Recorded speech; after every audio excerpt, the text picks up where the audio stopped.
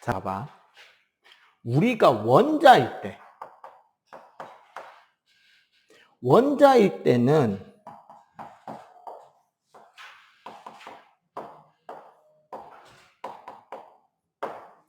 요렇게 각 전자가 가질 수 있는 에너지 준위라는 개념이 선으로, 즉 특정한 정확한 값만을 가지게 되어 있잖아요. 맞지? 그러니까 그때 각 궤도별 에너지 준위가 어떻게 설계된다? n제곱의 13.6 전자볼트라는 단위로 나타난다라고 했어요. 요게 참고로 말할 때 화학이면 마이너스 1312 n제곱 킬로줄 퍼 몰로 설계가 되어 있는 거죠. 이거는 수소 원자 기준입니다. 기본적으로. 수소가 아니더라도 요 위의 값이 바뀔 뿐이지 밑에 전자 궤도 번호, 즉 전자 껍질 번호, 주 양자수의 개념은 바뀌지 않는단 말이야. 그런데 이게 금속이 되면 에너지 준위가 아니라 뭐의 형태? 허용된 띠라고 하는 띠의 형태로 에너지를 가진다 그랬지. 그거는 연속된 에너지 범위를 가질 수 있게 된다는 소리예요. 그럼 여기에 허용된 띠가 있고 여기에 허용된 띠가 있다고 생각해 보자고. 그러면 이 두 띠 사이에서만 놓고 이야기를 하더라도 최소 에너지, 여기서부터 여기까지 크기 차이만큼의 에너지부터 최대 요 끝에서 요 끝 에너지 사이의 띠만큼의 에너지는 연속적으로 모든 크기를 다 방출할 수 있게 되죠. 그리고 여기서 요 범위에서도 방출이 가능하겠지. 에너지 흡수 방출이. 그럼 어떻게 되느냐? 간단하게 이제 이렇게 이야기를 할 수 있게 되는 거예요. 이 원자에서 우리는 색깔 넣기 귀찮으니까 그냥 이렇게 대략 수소선 스펙트럼 형태로 그려졌다면 금속이 되면 어떻게 된다? 결국 각 띠의 범위에서 방출 가능한 에너지의 범위가 이렇게 넓은 범위의 형태로 겹쳐지기 시작한다. 근데 이게 금속이 많이 모여있는 결정이면 결정일수록 이 폭이 조금씩 더 커지겠지. 그러다 보니까 우리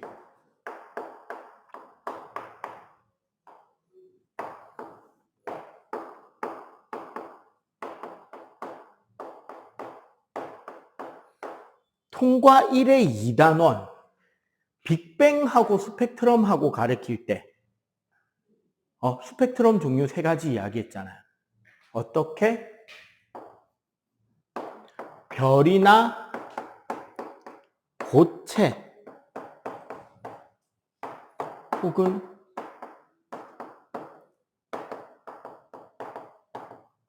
별, 고밀도의 천체이거나 고체에서는 무슨 스펙트럼이 나온다? 고온이니까 들뜬 상태고 밀도가 높거나 고체 상태면 금속일 때의 스펙트럼에 가깝게 나오죠. 그러니까 무슨 스펙트럼?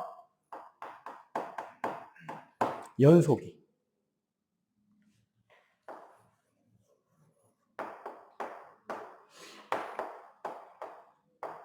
고온의 가스에서는 고온이니까 무슨 상태야? 그치? 들뜬 상태에서 출발하니까 바닥으로 떨어지면서 무슨?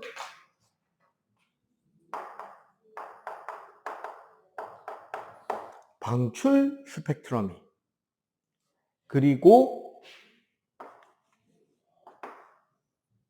별에서 나오는 연속 스펙트럼이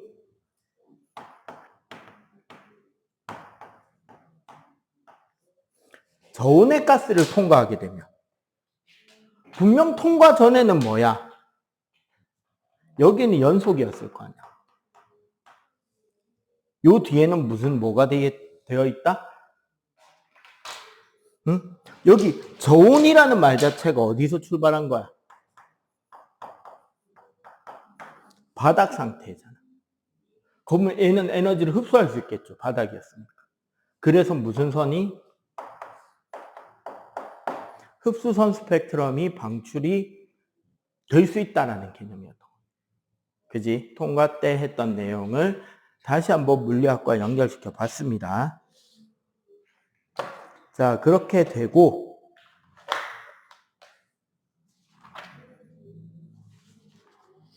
자, 반도체, 순수 반도체, 도핑.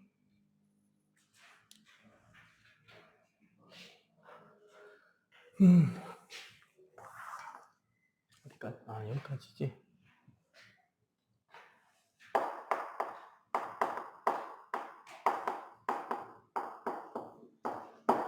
자, 반도체 이야기를 좀 해볼게요. 우리 이제 주기율표상에서 이야기를 하자면 1족부터 13족까지, 그리고 주기가 좀 더 내려가면 14족, 15족에서도 나타나기도 하지만 일반적으로 1족부터 13족 정도까지 주기율표 왼쪽에서부터 가운데를 차지하는 원소들은 전자를 당기는 힘이 강하다, 약하다? 왼쪽에서 가운데 쪽이니까 약하죠. 너 금속 원소는 무슨 이온 되디? 맞죠? 그러니까 그거 금속성이라는 개념 자체가 금속 양이온이 된다는 거잖아. 우리 통과 2권에 산화하는 때도 나오고 요즘에 화학 시간에 산화하는 술 배울 때 안 됐냐? 금속 원소들은 산화수가 플러스로 가요, 마이너스로 가요?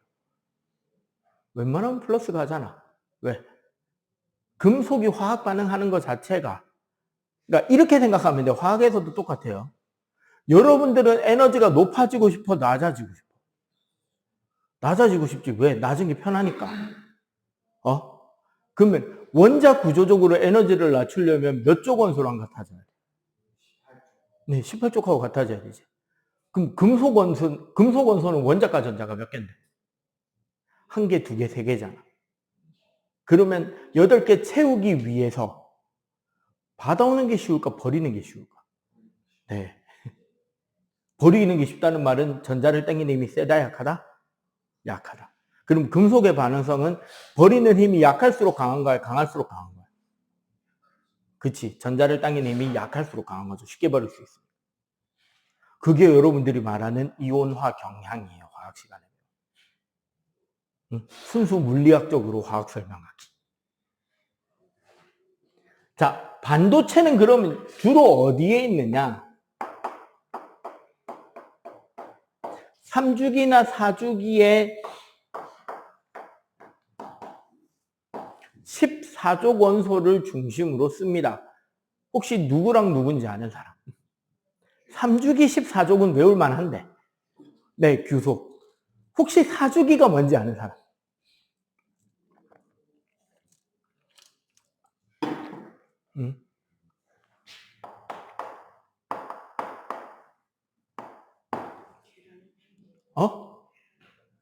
저마늄.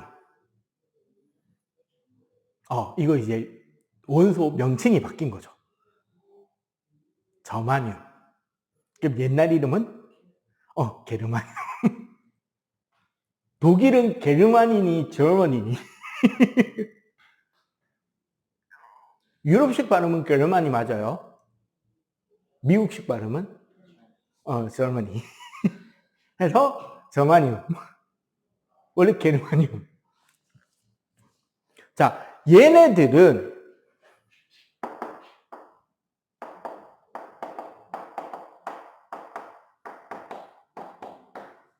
원자과 전자가 4개입니다.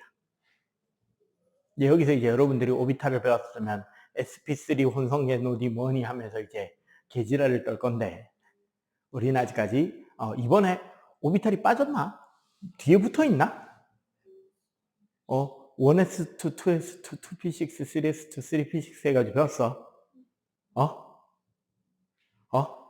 원래 원자과 전자 4개면 S2P2가 돼야 되는데 sp3 혼성이라고 하는 형태의 오비탈 궤도를 가집니다. 무슨 소리냐? s 오비탈의 전자 2개랑 p 오비탈에 있는 전자 2개가 에너지 준위의 차이가 없이 동등한 sp3라는 4칸짜리 오비탈에서 동등한 에너지 준위를 가지게 됩니다. 홀전자 4개인 효과를 낸다는 거예요. 원래는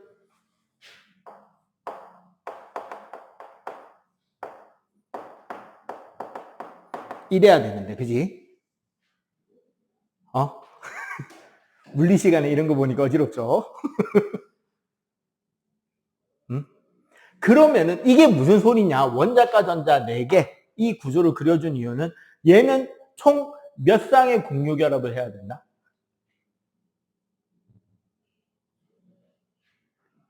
몇 쌍?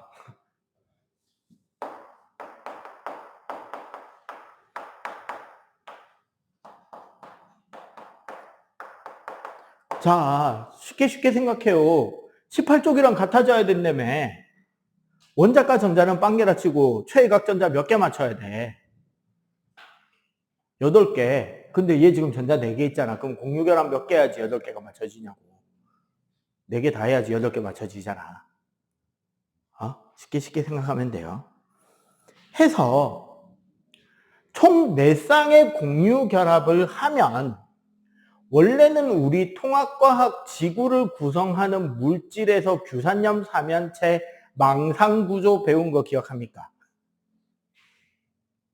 그러니까 모든 원자들이 각각의 이웃 원자들과 다 공유 결합을 하면 무한 연결되는 정사면체 구조가 돼야 된다. 근데 모든 원자들이 다 그걸로 공유 결합을 하면 입체적인 그림이니까 그림을 그릴 수가 없겠죠. 그래서 귀찮아서 어떻게 한다?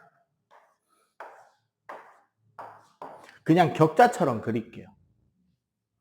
각각의 격자의 교차점에 뭐가 있다?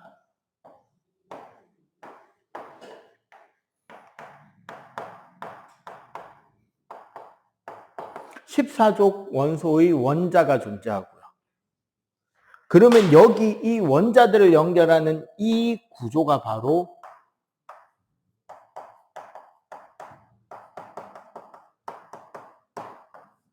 공유 전자쌍을 상징하겠다. 그지? 이렇게 연결되어 있는 상태가 우리가 지난주에 배운 에너지지적 개념으로 원자가띠 위에 적당한 곳에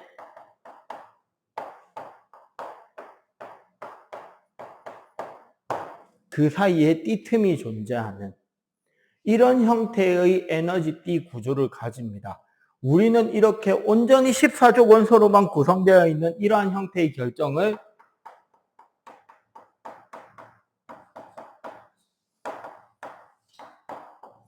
순수 반도체라고 합니다. 작년 말쯤이었나? 엔비디아 회장하고 하나 회장하고 삼성의 재용행님하고 모여가지고 다 같이 페이커를 3번에 친 뒤에 깐부 치킨에서 깐부를 먹으면서 깐부하기로 서로 마음을 다지면서 치킨을 뜯었죠. 치맥을 했잖아. 그러면서 엔비디아 회장이 삼성에게 넘겨준 웨이퍼라는 거 있었거든요. 그게 얘예요. 온전하게 단 하나의 불순물조차 제거한 완벽한 순수 반도체. 사실 우리나라는 반도체 기술이 발달되어 있다는 건 뭐를 말하냐면 웨이퍼를 가지고 메모리나 CPU를 찍어내는 기술이 좋은 거예요. 그러니까 정확하게 웨이퍼에서 메모리 만드는 기술이 좋은 쪽이에요. 그리고 이제 누가 설계해 놓은 설계도대로 웨이퍼에다가 그거를 그 색각하거든요. 레이저 같은 걸 이용해 가지고. 그래가지고 설계 자체하는 기술은 아직까지는 없어요. 그 대신에 가장 최고 효율로 가장 좋은 품질의 메모리 반도체를 생산하고 퀄리티 컨트롤, 그러니까 품질 관리를 하는 기능이 가장 뛰어난 나라가 우리나라입니다.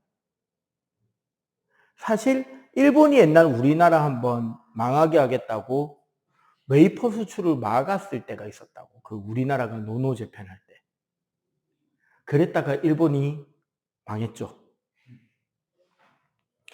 그때도 이재용이 삼성반도체 직원들 파업한다니까 하던 짓거리를 그대로 했거든. 헛소리는 잠깐 녹음을 끄고. 자, 그래서 아까 우리 괜히 지웠네. 순수 반도체 봤잖아요. 그러면 실제로 우리가 사용하는 반도체, 그럼 저 반도체는 웨이퍼용으로 쓰는데 웨이퍼가 반도체 재료이지만 웨이퍼로 반도체를 만들지만 웨이퍼가 반도체의 성능을 내느냐, 그건 아니거든요. 그때 필요한 게 바로 불순물 반도체에 대한 게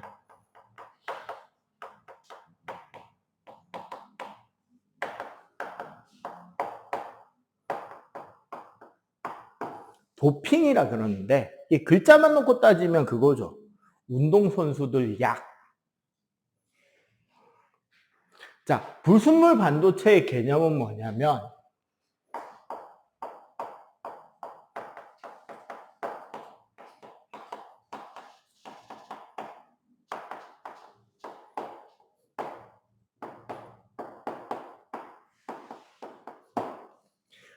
아까 우리 순수 반도체에 있는 14족 원자의 일부를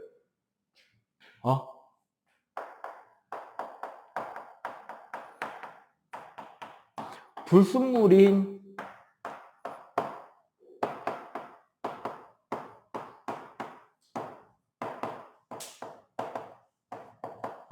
13족이나 15족 원소로 치환해 넣는 겁니다. 무슨 소리냐면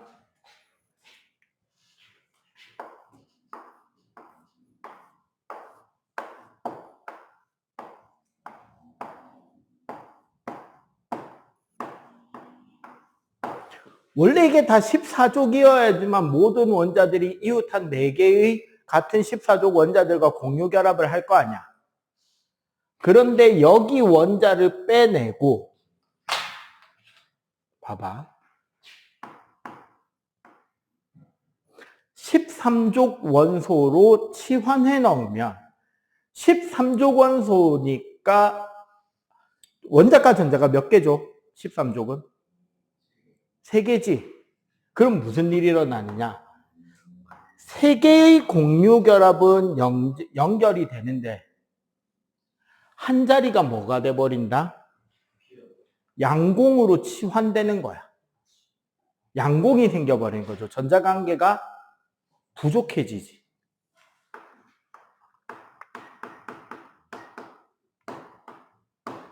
양공이 생기니까 얘는 플러스 전위를 가지게 돼요. 양공 때문에. 그래서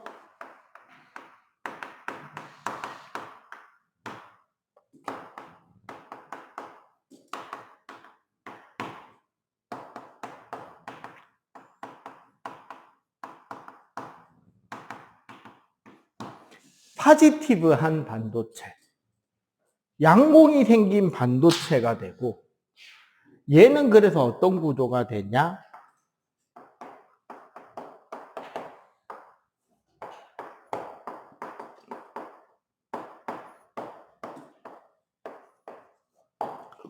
원래 원자가 띠와 전도띠 사이에 띠 간격이 저항을 만들어 주잖아요. 그지?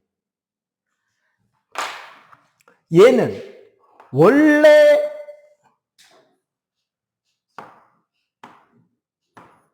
원래는 이제 반도체에서 전기 전도성이 어떻게 일부라도 생기냐면 원자가 띠에 있는 전자들이 양공을 남기고 전자전이로 전도띠로 에너지 점프를 해서 올라간 전자들이 뭐가 된다?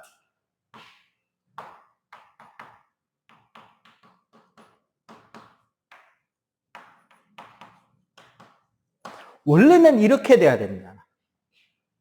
자유전자와 양공이 생기는 건데 무슨 일이 일어난다? 여기 치환해 넣은 개수만큼 추가되는 양공이 생길 거 아니야. 그래서 전도띠에 있는 자유전자 수보다 원자가 띠에 있는 양공수가 더 많아져 버리는 거야.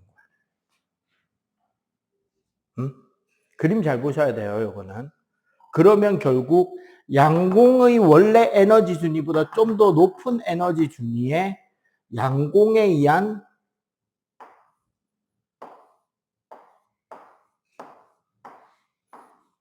에너지띠가 자리를 잡게 됩니다.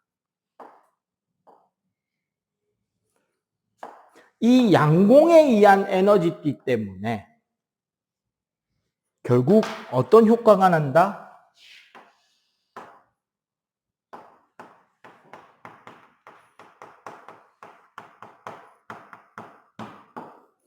띠 간격이 줄어들게 되고, 띠 간격이 줄어든다는 거는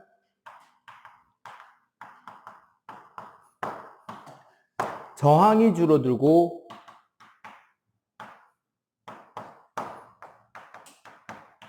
전기 전도도가 늘어나는 효과가 생기는 거예요.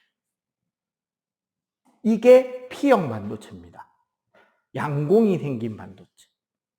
그럼 15족을 넣으면 어떻게 되는데?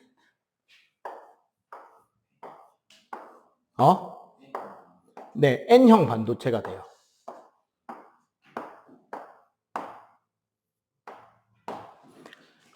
15족을 넣어버리면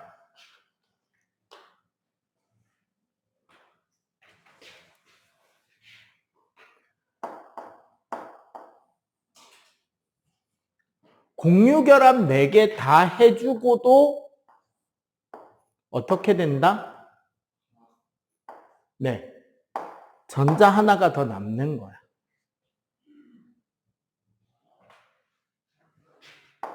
우리는 이 전자를 뭐라고 부른다? 네, 자유전자라고 부르고. 그러면 영어가 뭐가 된다? 네, 네거티브가 돼요. 그래서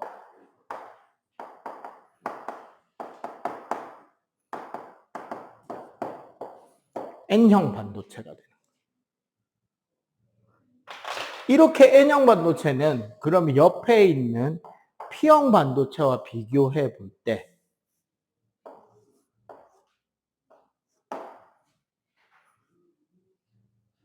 어떻게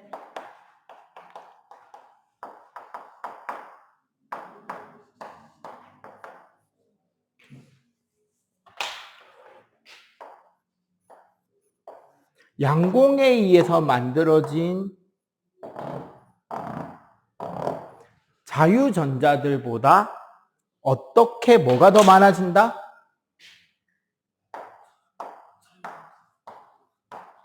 네, 자유전자가 더 많아지는 거야. 그래서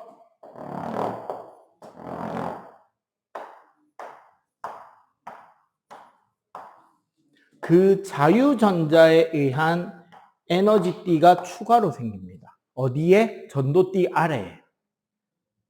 양공은 봐봐. 여기에 추가 띠가 생겼죠. 자유전자에 의한 위치는 여기 생깁니다. 결국 얘도 뭐를 하게 된다?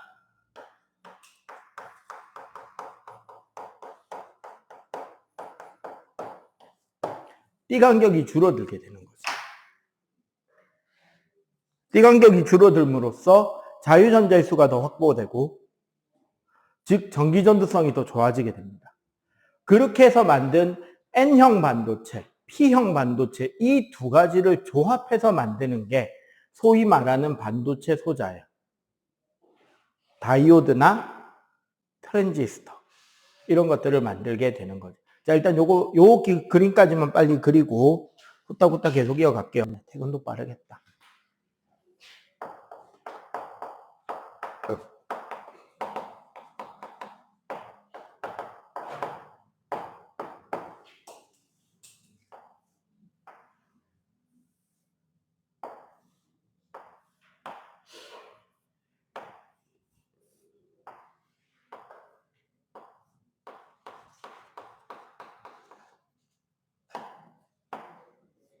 자, 요게 우리 p-n 접합 다이오드, 보통 우리가 이제 다이오드라고 부르는 그 전기 회로 소자의 모양인데요. 자, 다이오드의 모양, 이 모양인 건 의미가 있어요. 전류가 요쪽에서 요쪽으로는 통하는데 이걸 순방향 바이어스라 그래요. 요걸 우리가 순방향이라 그럽니다.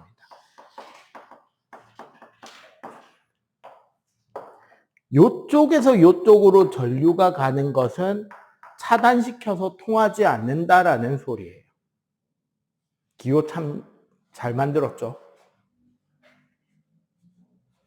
요쪽에서 여기로는 전류가 통하는데 여기서는 막힌다는 소리예요. 왜 이런 일이 생기냐면 이걸 우린 역방향.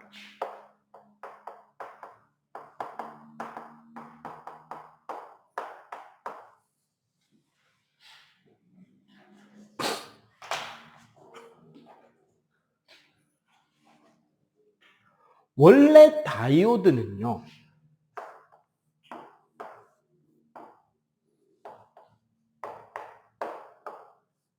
P형 반도체와 N형 반도체의 분포가 반반입니다. 그리고 얘네들이 전원에 연결이 되게 되는데 자, 순방향부터 설명해 드릴게요. P형 반도체 쪽이 플러스 전위, N형 반도체 쪽이 마이너스 전위가 되면 요거 생각. 아까 P형 반도체에 양공이 있었냐, 전자가 있었냐? 그치? P형 반도체에 양공이 있고 N형 반도체에 전자가 있었잖아. 이 상태에서 P형 반도체 쪽에 플러스 전위가 N형 반도체 쪽에 마이너스 전위가 걸리는 거죠. 그럼 어떻게 된다? 양공과 전자는 어느 쪽으로 이동하면서 접합면 쪽으로 이동하게 되겠지. 맞지? 접합면으로 이동해서 결국은 양공의 전자가 채워지는 형태로 결합합니다. 이 과정에서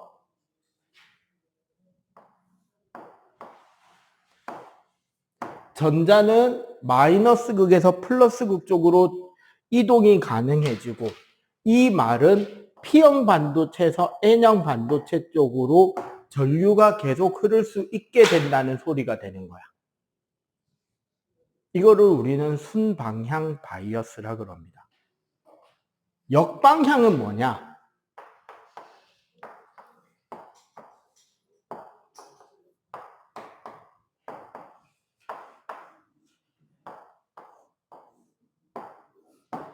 자, 전압이 반대로 걸리잖아요, 만약에. 여기가 마이너스 플러스, 여기가 마이너스 전이, 여기가 플러스 전이가 됩니다. 양공과 전자는 서로 반대쪽으로 끌려가겠죠. 맞지? 이렇게 끌려가게 되면 결국 다이오드 가운데 부분에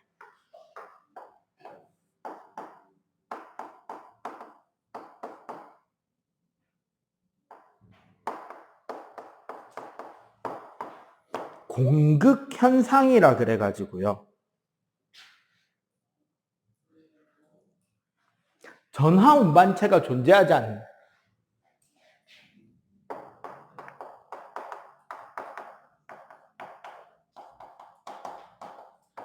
전하를 운반하기 위해서 필요한 게 뭐다? 양봉이거나 자유전자란 말이야. 둘 다 없어져 버린다고.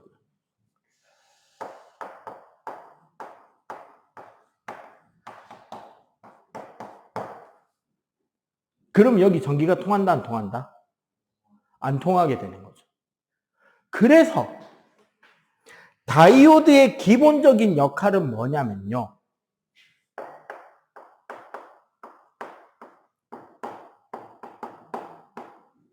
정류작용입니다. 무슨 소리냐면 봐봐.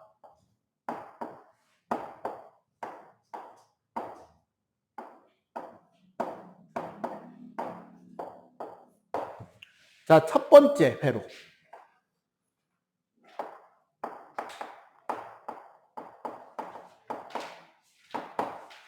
교류 전원 장치에 저항을 놓고 교류용 전류계를 설치했잖아. 그러면 이 전류계에서 측정되는 시간에 따른 전류의 양은 어떻게 나타나느냐? 사인 함수로 나타나요, 전류니까. 응? 그러니까 교류 전원이라는 것 자체가 그 이야기야. 전위차가 계속 바뀌기 때문에 이렇게 반대로 흐르는 형태의 전류 흐름이 사실은 전자들이 제자리 진동을 하게 만드는 거예요. 그런 식으로 해서 전원을 공급하는 게 교류 전원인데,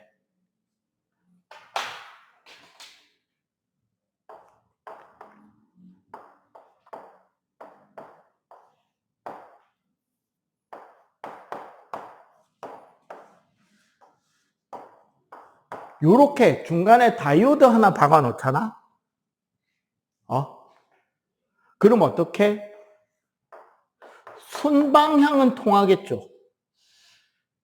역방향은 통하지 않게 될 거 아니야.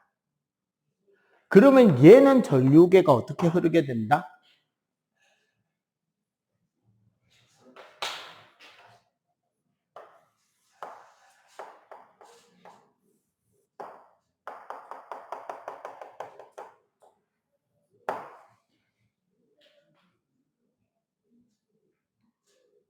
역방향이 없어져 버리죠. 역방향 전류가 사라져 버려요, 이렇게. 사실 좀 더 다이오드를 복잡하게 설치하잖아? 그러면 교류를 직류로 만들 수 있게 돼요.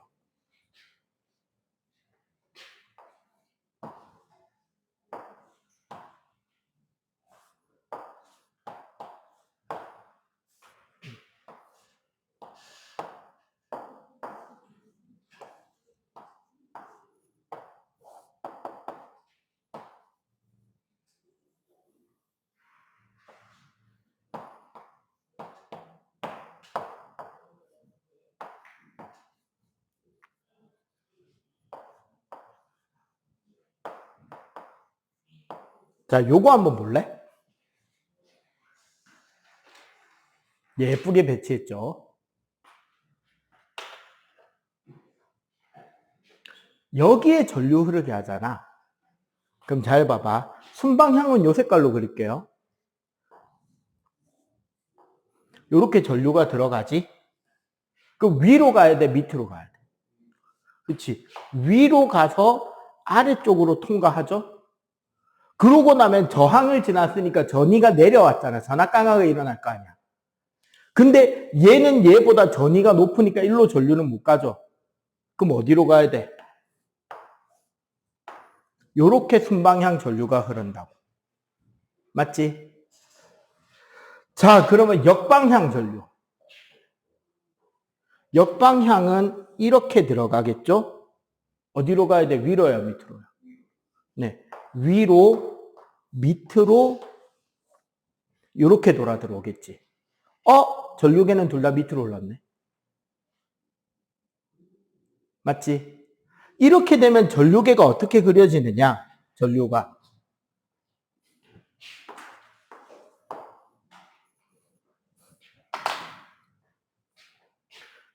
순방향 흐르고, 역방향 흐르고, 순방향 흐르고, 역방향 흐릅니다.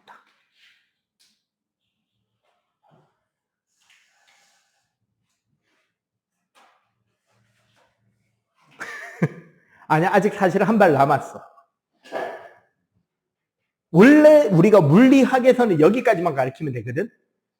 근데 여기에 여러분들이 올해 배운 것 중에서 한 가지. 여기 회로 가운데에다가 이건 무슨 기호인지 기억하는 사람 있냐? 네, 축전기입니다. 커패시터예요. 축전기의 특징은 전류의 양이 늘어나는 타이밍에는 추가 전류를 흡수해버리고요. 전류의 양이 떨어지는 타이밍에는 지가 흡수한 전하를 방출할 수 있죠. 충전과 방전이 가능하잖아. 이 축전기를 요 회로에다 물리잖아요. 그러면 전류가 어떻게 흐르느냐?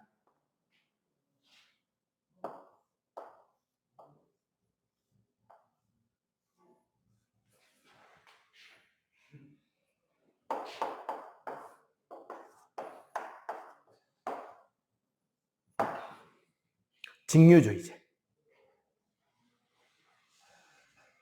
얘는 확실히 교유였잖아. Alternative Current. 근데 여기에 방출되는 건 이제 뭐다? Direct Current, 직류가 나오게 된다. 이런 작용을 우리는 뭐라 그런다?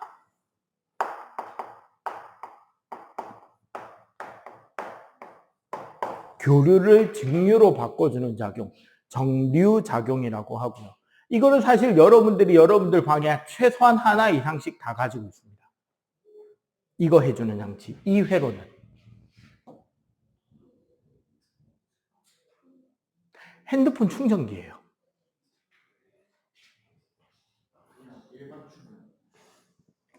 네, 이거. 요거.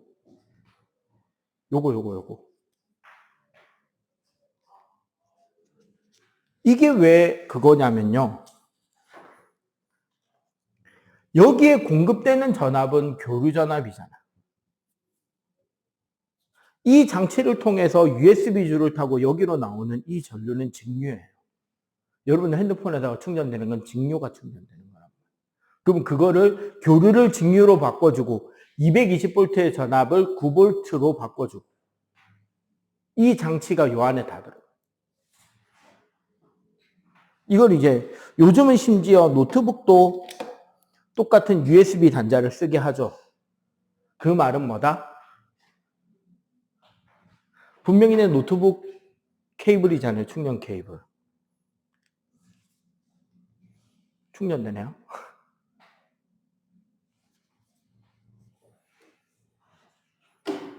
요 장치예요.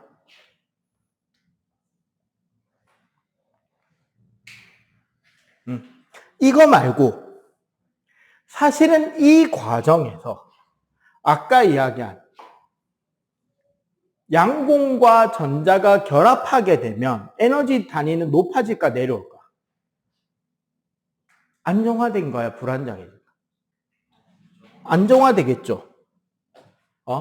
그래서 봐봐.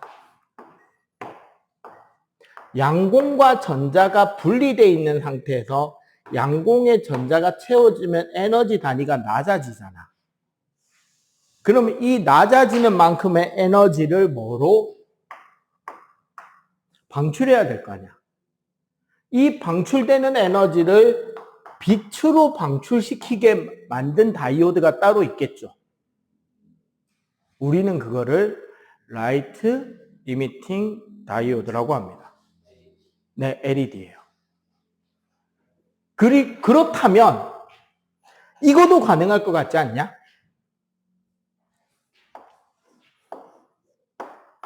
PN 접합 다이오드의 반대로 빛을 넣으면 양공은 이쪽으로, 전자는 이쪽으로, 양쪽으로 갈라지는, 즉 이 반응의 역반응을 일으키는 다이오드도 있습니다. 우리는 이렇게 해서 이쪽이 플러스 전이가 이쪽이 마이너스 전이가 돼서 이쪽 회로에 전류를 흐를 수 있게 하는 이런 다이오드 소자도 있습니다. 우리는 LED를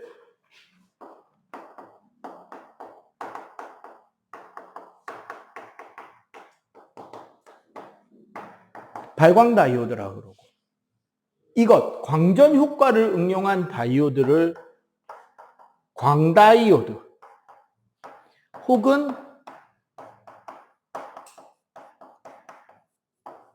광센서라고 하고요.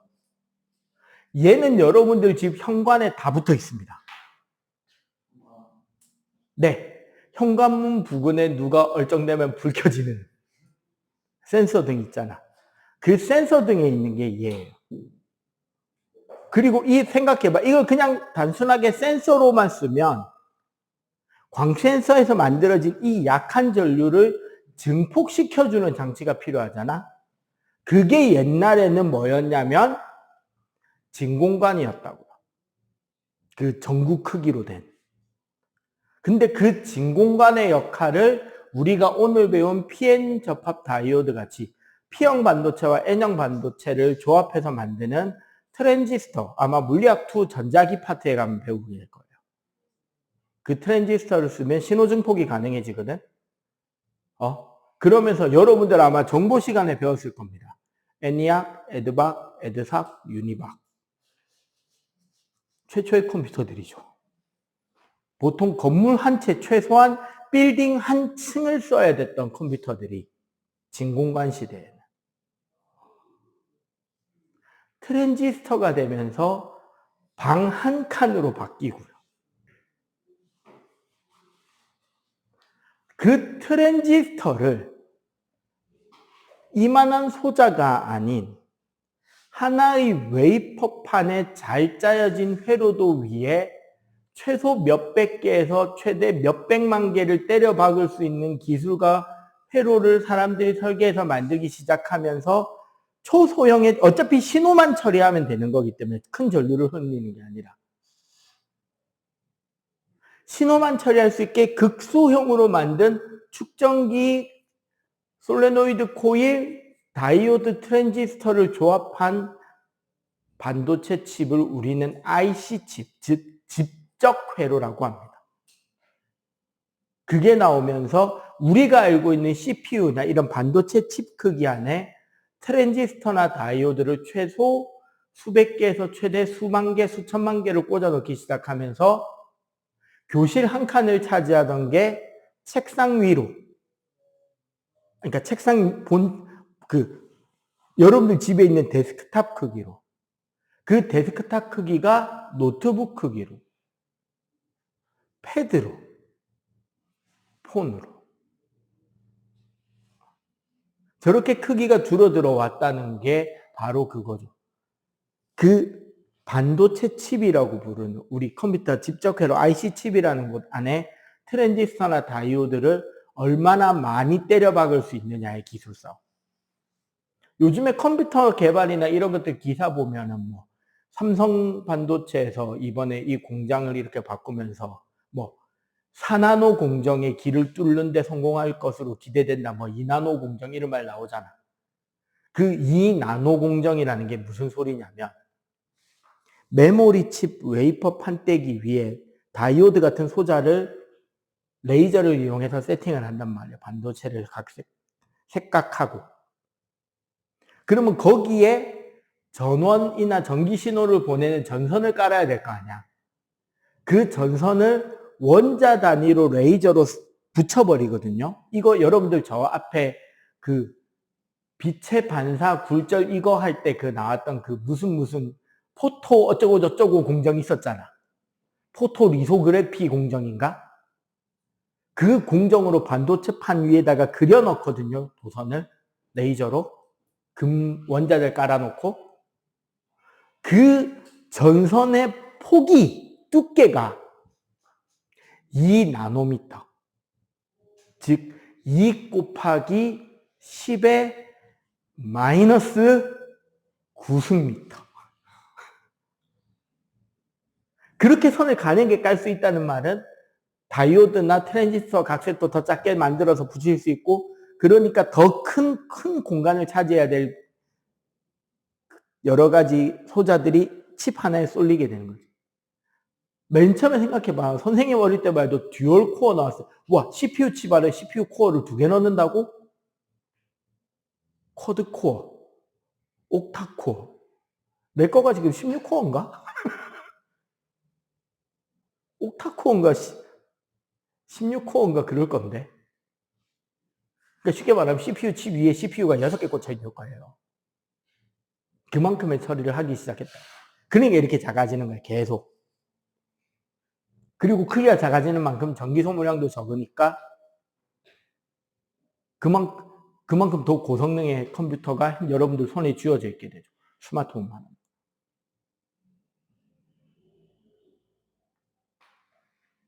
이런 것들이 반도체와 반도체 기술의 발전으로 만들어진 겁니다. 오케이? 여기 우리 272쪽에 보면 발광다이오드나 광다이오드에 대한 설명도 밑에 나와 있어요. 알겠지? 순방향 역발 설명하고. 자, 그러면 요 뒤에 요 반도체 파트 문제하고 다음 주에 상대성 하면 끝날 거고요. 그 뒤에는 역학 문제랑 여러분들 이제 아직 기말 가려면 6월 말이니까 5월 동안은 5월하고 6월 첫 주 정도까지는 일단은 그걸 할 겁니다. 역학 문제 풀이를 좀 할게요. 내가 프린트를 좀 뽑아서. 역학 파트만. 왜냐면 어차피 통과 때도 역학을 해야 되니까.